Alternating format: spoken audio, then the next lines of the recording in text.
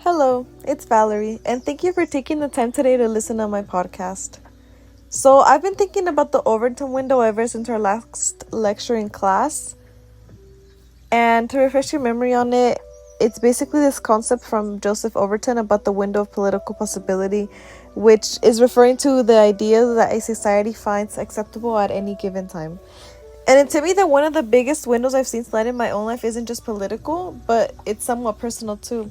It's how we talk about mental health. For my parents' generation, and even for a lot of people when I was a kid, mental health wasn't just outside the window of typical conversation, but it was locked in a basement, hidden away for no one to see. Anxiety and depression were whispered about if they were even talked about at all. Going to therapy was something that you hid. It carried this heavy stigma of being broken or crazy. The unthinkable thing wasn't having a mental struggle, it was speaking openly about it. More times than not, people struggling with their mental health back then were labeled as crazy and not taken serious. But then the window started to shift, and I think it happened for a few key reasons.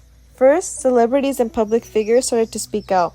When someone like Dwayne "The Rock" Johnson talks about his depression or Britney Spears talks about how she's recovering from her trauma, I feel like it makes it harder to see these struggles as a sign of weakness in a person. On the contrary, it normalizes it on a massive scale. It's seen as relatable rather than, oh, it's so weird and crazy and so different. And then social media created these communities. You could find people on TikTok or Instagram talking about their panic attacks or ADHD in a way that was relatable and even funny. It wasn't clinical or scary anymore, it was just human.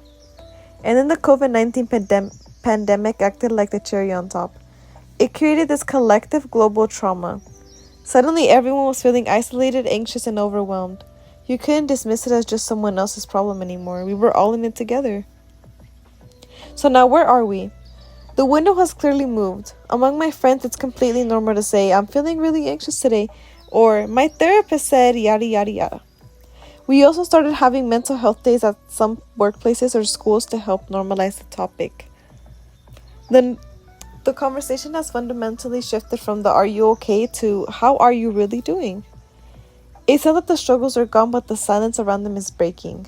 The Overton window didn't just slide. It opened up a space for honesty that simply didn't exist before, or rather, honestly, that hid amongst the shadows till it felt like it was safe to come out. It makes me wonder what other silences we're going to break next. So yeah, that's what was on my mind. I hope you enjoyed my podcast.